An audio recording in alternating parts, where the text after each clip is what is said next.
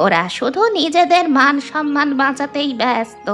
তৃপ্তি কিংবা গরিবের কষ্ট ওরা বুঝবে না। এরপর যদি তোকে আর একবার মাংসের দিকে তাকাতে দেখি, তাহলে তোর মাংস রান্না করে কুকুরকে খাওয়াবো, মনে রাখিস। এই ছোট লোকের বাচ্চা, অন্যমনস্ক থাকার জন্য তোদেরকে টাকা দেওয়া হয় নাকি? এখানে কাজের বদলে টাকা নিস না, তাহলে ভালোভাবে কাজ করবি না কেন শুনি?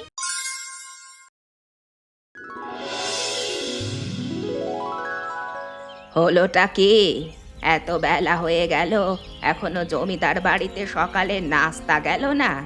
তোমরা সারাটাক্ষণ করো কি বলো তো? এই তো গিন্নিমা, আমাদের প্রায় হয়ে গেছে।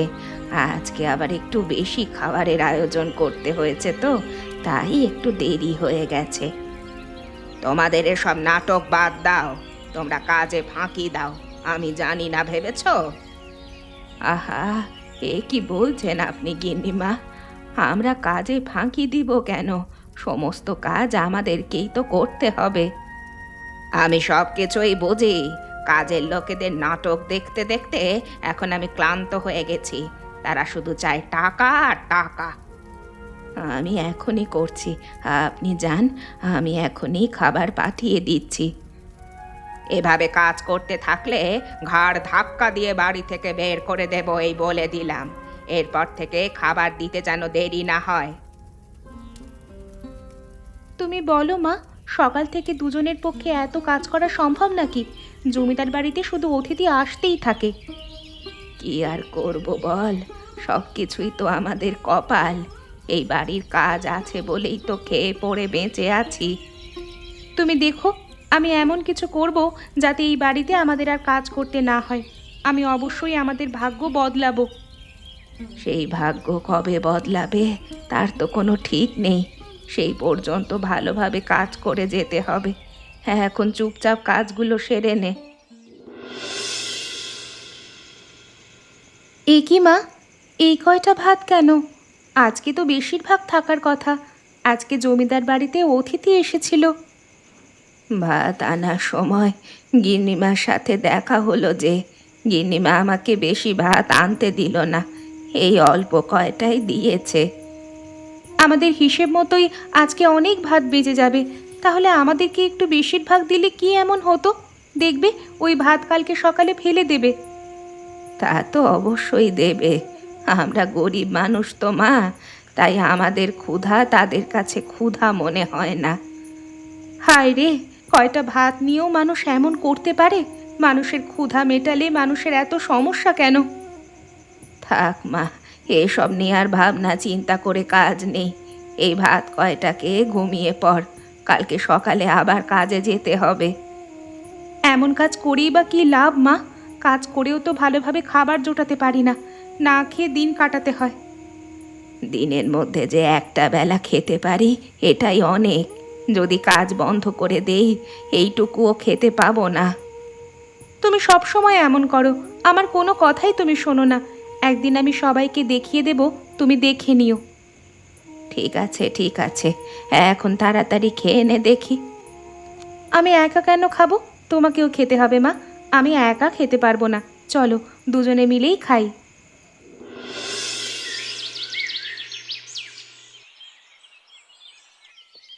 কি গো, তোরা কোথায় যাচ্ছিস? জমিদার বাড়িতে যাচ্ছিস নাকি এত সকাল সকাল? হ্যাঁ গো কাকিমা, জমিদার বাড়িতেই যাচ্ছি। সকাল সকাল না গেলে আবার চিৎকার চেঁচামেচি শুরু করবে। আমি তো মাত্রই ওই দিক থেকে এলাম, শুনে এলাম জমিদার বাড়িতে কি সব আলোচনা চলছে, ভোজ হবে মনে হয়। ভোজ হবে? কিন্তু কিসের ভোজ? আমরা তো কিছু জানি না। জানবি কিভাবে? মাত্রই তো আলোচনা হলো, এখন গিয়েই তো জানতে পারবি। প্রতি বছর যেই ভোজের আয়োজন করে সেই ভোজ হবে নাকি? সেখানে তো গরিবদের যাওয়ার কোনো অনুমতি নেই। হ্যাঁ হ্যাঁ, সেই একই ভোজ, যেখানে গরিবেরা কোনোভাবেই যেতে পারবে না, যাবে শুধু ধনী অতিথিরা। এটা আবার কেমন কথা? আমাদের গ্রামের বেশিরভাগ মানুষই গরিব, তাই বলে তারা ভোজে যেতে পারবে না? এটাই ওদের নিয়ম। ওরা তো এই নিয়মেই এতগুলো বছর ভোজ করে এসেছে। তুই তো ছোট ছিলিস, তুই তাই তখন কিছুই বুঝতি না। তাদের এসব কাহিনী আমার ভালো লাগে না। ভোজের আয়োজন করবে, ধনী গরিব সবাই খাবে, এটাই তো তৃপ্তির। ওরা শুধু নিজেদের মান সম্মান বাঁচাতেই ব্যস্ত। তৃপ্তি কিংবা গরিবের কষ্ট ওরা বুঝবে না। তুমি দেখো বুড়িমা, এসবের ফল অবশ্যই ভালো হবে না। ওপরওয়ালা কখনোই কারোর সাথে অন্যায় করে না, বুঝলে তো? আর কত দেখবো, দেখতে দেখতে বুড়ো হয়ে গেছি, তাও তো ওদের কোনো ফল দেখলাম না। যাই গো কাকিমা, আমাদের আবার ওদিকের কাজ করতে হবে, না হলে আবার জমিদার গিন্নি চেঁচামেচি শুরু করবে। চল কবিতা। এই কিরে, তুই এভাবে মাংসের দিকে তাকিয়ে আছিস কেন লোভীর মতো? জীবনে মাংস দেখিসনি? না না গিন্নিমা, এমন কিছু নয়। আমি তো দেখছিলাম সব কিছু ঠিকঠাক আছে কিনা। আমি কিছু বুঝি না ভেবেছিস? আমি ভালো করেই জানি ওই মাংসের দিকে তুই নজর দিয়েছিস। মাংস দেখে তুই লোভ সামলাতে পারিসনি। আসলে গিন্নিমা, অনেক দিন ধরে মাংস খাইনি তো, তাই আর কি মাংস খেতে ইচ্ছে করছিল, তাই তাকিয়েছিলাম। কিছু মনে করবেন না। তোদের মতো গরিবদের সব কিছুই আমার জানা আছে। মাংস দেখলেই অমনি জিভ থেকে জল খসে পড়ল। আহা থাক না মা, অত মাংস খাইনি, শুধুমাত্র মাংসের দিকে তাকিয়েছিল। তুই চুপ কর। তোকে আবার এখানে কথা বলতে কে বলেছে? এই মাংসের দিকে যে নজর দিয়েছে, এই মাংস অন্য কেউ খেলে তার তো পেট খারাপ হবে। আমি ওভাবে নজর দিইনি গিন্নিমা। আমি আর ওদিকে তাকাবো না। আমি এখনই সব মাংসগুলো সবাইকে দিয়ে দিচ্ছি। এরপর যদি তোকে আর একবার মাংসের দিকে তাকাতে দেখি, তাহলে তোর মাংস রান্না করে কুকুরকে খাওয়াবো, মনে রাখিস। কি দেখলেন কবিরাজ কাকা? আমার মা সুস্থ হয়ে যাবে তো? এই কদিন ধরে মায়ের শরীরটা তেমন ভালো যাচ্ছে না। যা দেখলাম তাতে মনে হলো তোমার মায়ের শরীর খুব ক্লান্ত। ক্লান্ত থাকবার জন্যই এমনটা হয়েছে, দুর্বলতা খুব বেশি। এখন কি করতে পারি? ওষুধ কিনতে হবে। এ তো আর ওষুধে সারবে না, তবে আমি দু একটা ওষুধ দিতে পারছি এই অবস্থার উন্নতির জন্য। বাকি ওষুধের টাকা দিয়ে তুমি বরং তোমার মাকে ভালো মন্দ কিছু খাওয়াও। ভালো মন্দ কিভাবে খাওয়াবো কাকা? দুবেলা ভালো মতো খেতেই পারি না, সেখানে ভালো মন্দ খাওয়ানোটা তো বিলাসিতা। আমি সবই বুঝতে পারছি, তবে কি করব বলো? সুস্থ তো করতে হবে। সুস্থ না করতে পারলে কিন্তু তোমার মা আর বিছানা থেকে উঠতে পারবে না। না না, মায়ের জন্য আমাকে যা করতে হয় আমি করব। মাকে এই অবস্থায় ফেলে রাখতে আমি পারবো না। আপনি চলুন, আপনাকে আপনার পয়সা দিয়ে দিচ্ছি। পয়সা আমি নেব না, পয়সা লাগবে না, তুমি বরং যাও, সে পয়সা দিয়ে কিছু ফলমূল কিনে আনো তোমার মায়ের জন্য। এবার যেভাবেই হোক আমাকে কিছু একটা করতে হবে। মাকে আর কাজ করতে দেব না। এবার আমি নিজে কিছু করে তবেই মায়ের দায়িত্ব নেব।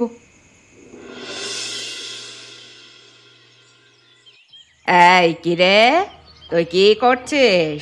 দেখে শুনে কাজ করতে পারছিস না? জানিস না আমাদের বাড়িতে বড় লোকেরা খেতে আসবে? কি হয়েছে, কি হয়েছে গিন্নিমা? আমি আবার কোনো ভুল করলাম নাকি?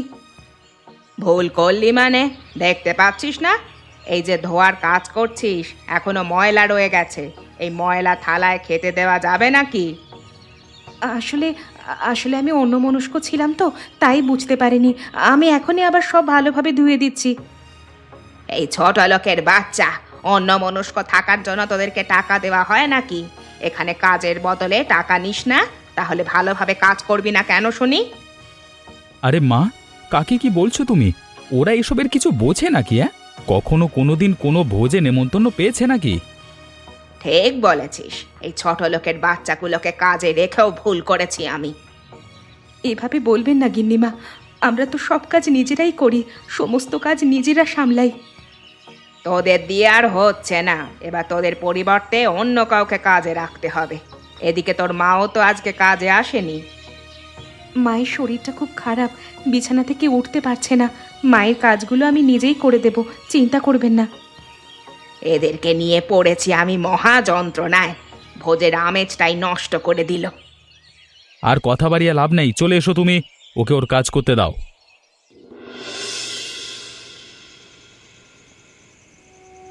কিরে মা, তুই এভাবে কান্নাকাটি করছিস কেন? কিছু হয়েছে নাকি?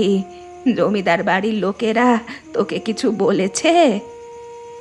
বলেছে মা, আমাকে অনেক অপমান করেছে। এই 2 দিন আমাকে অনেক অনেক অপমান করেছে। আমি আর ওই বাড়িতে কাজে যাব না। এভাবে বলিস না মা, ওরা তো বড় লোক, আমরা গরিব, আমাদেরকে অপমান সহ্য করতেই হবে। কেন কেন সহ্য করতে হবে মা? আমরা কি মানুষ নই? আমাদের কি মন নেই? আমাদের খারাপ লাগে না নাকি? আমাদের সব কিছুই আছে, তবে ওদের বিবেক বুদ্ধি নেই। যাদের বিবেক বুদ্ধি নেই তাদেরকে আর তুই কি বলবি বল? আজকে একটা ভোজকে কেন্দ্র করে আমাকে কত অপমান করেছে মা। আমিও ভোজ করব, আমিও এই গ্রামের গরিব লোকেদের খাওয়াবো। কি বলছিস তুই? তোর মাথা ঠিক আছে? আমার মাথা ঠিক আছে মা, আমি ঠিক কথাই বলছি। এই গ্রামের গরিব লোকেদের ওরা খাওয়ায় না, আমি খাওয়াবো। আমাদের কাছে খাওয়ার টাকা নেই আর তুই বলছিস ভোজের কথা? একটা উপায় হবেই মা, তুমি আমাকে বারণ করো না, বাধা দিও না। ঠিক আছে, তোর যদি এতই মনে হয় আমি আর তোকে বারণ করব না। দেখ তুই কি থেকে কি করতে পারিস। কি গো, তোমরা কেন এসেছো? মাংস নেবে নাকি? আমি কিন্তু অল্প টাকার মাংস আজকে বিক্রি করব না গো। আজকে আমাকে ভালো টাকা উপার্জন করতে হবে। না গো কাকা, তোমার সাথে কথা বলতে এসেছি। আমি একটা ভোজের আয়োজন করব, বুঝলে তো? তুমি আমাকে কিছু মাংস দিতে পারবে? কি বললে তুমি? ভোজের আয়োজন করবে? দিবা স্বপ্ন দেখছো নাকি? একটা ভোজে কত খরচ হয় তার হিসাব আছে তোমার? আমার সব হিসেব আছে। তুমি আমাকে বলো, কম টাকায় তুমি কতটুকু মাংস দিতে পারবে? বেশি টাকা দিতে পারবো না গো কাকা। হঠাৎ করে ভোজের কথা বলছো কেন তুমি? জানো তো, গ্রামের গরিবেরা আমরা ওই জমিদার বাড়ির ভোজ খেতে পারি না, শুধু অপমানিতই হই। তাই আমি সিদ্ধান্ত নিয়েছি ভোজের আয়োজন করে গ্রামের সকল গরিবদের খাওয়াবো। বাহ, তোমার তো দেখছি ভালোই বুদ্ধি আছে। গরিবদের সাহায্য করার তোমার ভালোই মন মানসিকতা রয়েছে। আমি তোমার এমন কাজ দেখে খুশি হয়েছি। তাহলে তুমি বলো, কত টাকায় দিতে পারবে? আমি কোনো পয়সা নেব না। তোমার যতটুকু মাংস লাগে আমি তোমাকে নিজে দিয়ে সাহায্য করব। আমিও এই ভোজের অংশীদার হলাম। তুমি বিনামূল্যে এতগুলো মাংস দেবে? তোমার তো অনেকটা লোকসান হয়ে যাবে কাকা। হলে হোক, ভেবে নেব আমরা নিজেদের খাওয়ার জন্য মাংস নিয়েছি, আর প্রতিদিন তো লোকসান হবে না। তুমি অনেক ভালো কাকা, অনেক ভালো। আমি তোমাকে দিন তারিখ জানিয়ে দেব, তুমি মাংস নিয়ে নিজেও হাজির হয়ে যেও কিন্তু।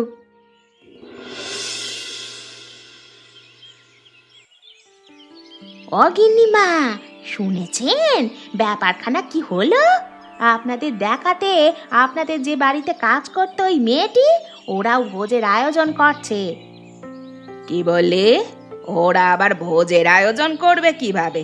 ওরা তো ভাতই খেতে পায় না। চাল খেতে পায় না তো কি হয়েছে, ভোজের আয়োজন কিন্তু ঠিক করছে। আপনাদেরকে নকল করার চেষ্টা করছে গো। নকল করছে আমাকে? তাও আবার আমার বাড়ির কাজের লোক? কত বড় সাহস! আমার বাড়িতে খেয়ে পড়ে আমার বিরুদ্ধে কাজ করছে। তা নয় তো কি, এখন আপনাদের মতো বড় লোকদের পাশাপাশি গরিবরাও ভোজ করবে। আপনাদের মান সম্মান আর রইল না গিন্নিমা। মাঝে মাঝে বুঝি না এই গ্রামের জমিদার কারা। ওদের এত বড় সাহস! এই গ্রামে থেকে ভোজের আয়োজন করার সাহস পেল কোথায়? আজকে থেকে আমার বাড়িতে ওরা আর কাজ করতে পারবে না। তা না হয় হলো, কিন্তু আপনি ওদের এই ভোজ কিভাবে বন্ধ করবেন? সেটা পরে দেখা যাবে। সেই ভাবনা চিন্তা আমার মাথায় করা আছে। আমি কোনোভাবেই ওদেরকে ভোজের আয়োজন করতে দেব না। এ কি, আপনারা এখানে এত রাতে? কোনো দরকার নাকি? আমাকে কি আবার কাজে রেখেছে? তোদেরকে আর কাজে ডাকবে? আজকে থেকে জমিদার বাড়িতে তোদের কাজ শেষ। আর কখনো তোরা জমিদার বাড়িতে কাজ করতে যেতে পারবি না। করতেও চাই না। যেখানে পদে পদে বিনা কারণে অপমান করা হয়, সেই বাড়িতে কাজ না করার থেকে না খেয়ে থাকা অনেক ভালো। দেখেছেন দেখেছেন বাবু, কাজের লোকের তেজ কিরকম। এখন বাকিটা আপনি বলেন, আমি আর কিছু বলবো না। কি বলতে এসেছেন আপনারা সহজ করে বলুন তো, আমি এত কথার মারপ্যাচ বুঝি না। তোমাকে একটা কথা বলতে এসেছি। আমাদের বাড়িতে কাজ করে আমাদের গ্রাম থেকে তোমরা ভোজের আয়োজন করবার সাহস পাও কোত্থেকে? আমাদের থেকে অনুমতি নিয়েছো? অনুমতি নিতে হবে কেন? মানছি আপনারা এই গ্রামের জমিদার, তাই বলে আমরা এই গ্রামের কেউ না এমনটা তো নয়। তাই বলে তুমি আমাদের বিরুদ্ধে যাচ্ছ? এই গ্রামের গরিবদের আমাদের বিরুদ্ধে নিয়ে যাচ্ছ কেন? আপনাদের এত ভয় কিসের? আপনারা হলেন জমিদার আর আমরা সাধারণ গরিব মানুষ। আমরা নিজেরা ভোজের আয়োজন করলে আপনাদের তো এত সমস্যা হওয়ার কথা নয়। সমস্যা হলো আমাদের মান সম্মান। তোমরাও যদি আমাদের বড় লোকদের মতো ভোজের আয়োজন করো, তাহলে আমাদের মধ্যে আর তোমাদের মধ্যে পার্থক্য থাকলো কোথায়? পার্থক্য তো নেই, আপনারাও মানুষ আমরাও মানুষ, এর মধ্যে কোনো পার্থক্য আমি অন্তত দেখি না। এসব কথা রাখো, এবার বলো তুমি এই ভোজের আয়োজন বন্ধ করবে কিনা। আমি তোমাকে বলছি এই আয়োজন বন্ধ করতে। আমরা একবার যখন সিদ্ধান্ত নিয়েছি বন্ধ করব না, তাহলে আর বন্ধ হওয়ার কোনো সম্ভাবনা নেই। আপনারা এবার আসতে পারেন। আমি তোমাকে শেষবারের মতো বলে দিচ্ছি, এই ভোজ বন্ধ হবেই হবে, না হলে তোমাদের ভালো হবে না, এই বলে দিলাম। আপনাদের যা খুশি আপনারা করতে পারেন, আমার কোনো কিচ্ছু বলার নেই। ও কাকা, অনেকটা রাত হয়ে গেছে, তুমি এবার বাড়িতে যাও, বাকি কাজটুকু আমরা করে নিতে পারবো। কি যে বলিস, তোরা একা একা কাজ করবি কিভাবে? তার উপরে তোর মা আবার অসুস্থ, আমাকেও একটু কাজ করতে দে। তুমি তো অনেক কাজ করেছো, এবার তুমি যাও, গিয়ে একটু বিশ্রাম নাও। আগামীকাল তোমাকেও তো আবার মাংস বিক্রি করতে বসতে হবে। না রে, আমি ভেবেছি কালকে আর মাংস বিক্রি করব না, কালকে তোদের এখানেই হাতে হাতে সাহায্য করব আর ভোজের সমস্ত আয়োজন দেখব। কি যে বলো না তুমি। আমি যা বলছি ঠিক কথাই বলছি, তুই আর আমাকে জোর করিস না তো, আমাকে এখন কাজ করতে দে। দাদা যখন এত করে বলছে, তাহলে আর বারণ করছিস কেন? করুক, কাজ করুক, আমাদের সাথে কাজ করতে হয়তো তারও ভালো লাগছে। এই তো দিদি, আপনি একদম সঠিক বুঝেছেন, আমিও আপনাদের সাথে কাজ করতে চাই, হাতে হাতে সবার সাথে কাজ করতে ভালোই লাগে। ঠিক আছে, আমি আর বারণ করলাম না, কাজ করো তুমি। কলা পাতাগুলো সব কাটা হয়ে গেছে কাকা? না রে, এখন কাটলে কলা পাতাগুলো নষ্ট হয়ে যাবে, সকালে কাটবো, কলা পাতাগুলো একদম তাজা থাকবে। আমার বড্ড ভয় লাগছে, যদি আবার কোনো কিছু উল্টো পাল্টা হয়ে যায়। এই কলা পাতার ব্যাপারটা এড়িয়ে গেলে হয় না? এড়িয়ে যাব কেন? বড় লোকেরা যদি কলা পাতায় আয়েশ করে খেতে পারে, তাহলে আমরাও পারবো। কাকা, তুমি সকালেই কলা পাতাগুলো কেটে আনবে। দেখলি, আমি বলেছিলাম না আমাদের এসব কাজ করার কোনো দরকার নেই। আজকে এসব ভেঙে গেছে, কালকে আমাদের ওপর হামলা করবে। ওরা এমন কাজ করছে তো, আমাদের কষ্টের সমস্ত কিছু ওরা নষ্ট করেছে তো, ওদেরকে আমি উচিত শিক্ষা দেবই দেব। আমি আর তোকে এসবের মধ্যে জড়াতে দেব না। তোকে নিয়ে আমার এখন বড্ড ভয় লাগছে, তোকে আবার কখন কি বিপদে ফেলে দেয় বলা যায় না। আমাকে যা খুশি করুক, আমরা গরিব বলে যে পিছিয়ে যাব, ওদের কারণে ভয় পেয়ে যাব, সেটা হবে না মা। আমার কথাটা বোঝবার চেষ্টা কর, তুই ছাড়া আমার আর এই পৃথিবীতে কেউ নেই। তোর কিছু হয়ে গেলে তারপর কে দেখবে আমাকে? আমার কিচ্ছু হবে না মা, আমি ওদের চোখের সামনেই এই ভোজ করব, তারপর ওদেরকে উচিত জবাব দেব। তুই আমার কথা কেন শুনছিস না? দেখছিস তো অবস্থাটা কেমন। অবস্থাটা যাই হোক না কেন, পিছিয়ে গেলে চলবে না মা, এবার আমিও দেখব। কাকা, তুমি আমার সাথে এসো তো, আবার সব কিছু গোছাতে হবে।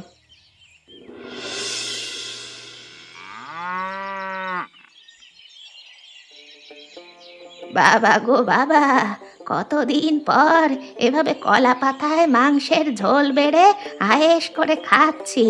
তোদেরকে ওপরওয়ালা অনেক অনেক আশীর্বাদ করুক। আশীর্বাদ করো বুড়িমা, আমি বলেছিলাম না, সবাইকে কথা দিয়েছিলাম আমি খাওয়াবো, আমি খাওয়াতে পেরেছি। এত বাধা আসা সত্ত্বেও আমি পিছিয়ে যাইনি।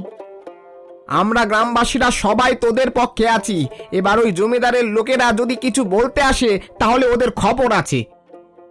আমি যেই বিপদ দেখেছি তাতে ভেবেছিলাম ওরা পিছিয়ে যাবে, কিন্তু না, আমাদের কবিতা সেরকম মেয়ে নয়।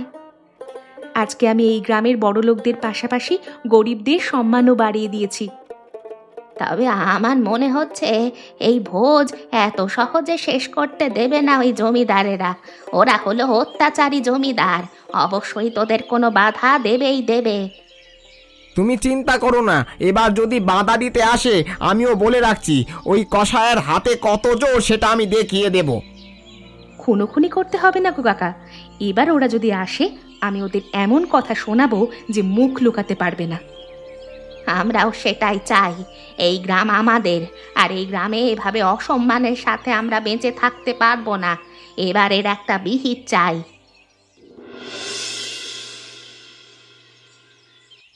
তোদেরকে এত বারণ করার পরেও, এত হুমকি দেওয়ার পরেও তোরা আমার কোনো কথা শুনলি না তো? তোদের সাহস তো কম নয়। কেন? আপনাদের কথা কেন শুনতে হবে? আপনারা গ্রামের জমিদার, জমিদারি করুন। আমাদের মতো গরিবদের সাথে আপনাদের এত কি? আবার বড় বড় কথা বলছিস? আমার বাড়িতে থেকে খেয়ে আবার আমার বিরুদ্ধেই গরিবদের উস্কে দিচ্ছিস। আপনার বাড়িতে থেকেছি, খেয়েছি মানেটা কি? আপনার বাড়িতে কাজ করেছি, তার বিনিময়ে খেয়েছি। এর বাইরেও আমাদের একটা পরিচয় আছে। আবারও কথা বলছিস? তোদেরকে তো এখন এই গ্রাম থেকে বের করে দিতেই হবে। এই যে এই গ্রামের লোকজন, এরা যদি একবার করে আপনাদের উপর হাত তোলে আপনারা নিশ্চিহ্ন হয়ে যাবেন। তেমনটা হতে না চাইলে এখান থেকে এখনই চলে যান। হ্যাঁ, এত বড় কথা? আমি আমি তোদের কাউকে ছাড়বো না। খবরদার, ওদের গায়ে যদি একবার হাত দিয়েছেন আপনার ওই হাত আমি এই দা দিয়ে কেটে ফেলতে একবারও ভাববো না। দেখলেন তো, এবার এখান থেকে চলে যান। আর কখনো এই গ্রামের গরিবদের ছোট ভাববেন না, তাদের সম্মান নিয়ে খেলার চেষ্টা করবেন না। তোরা কাজটা ভালো করলি না। ভালো করলাম নাকি খারাপ করলাম সেটা পরে দেখা যাবে। আপনাদের মতো অমানুষদের সঙ্গে আমি আর কোনো কথা বলতে চাই না। আপনারা বেরিয়ে যান। এমন মজার মজার গল্প দেখতে আমাদের চ্যানেলকে সাবস্ক্রাইব করতে ভুলবেন না।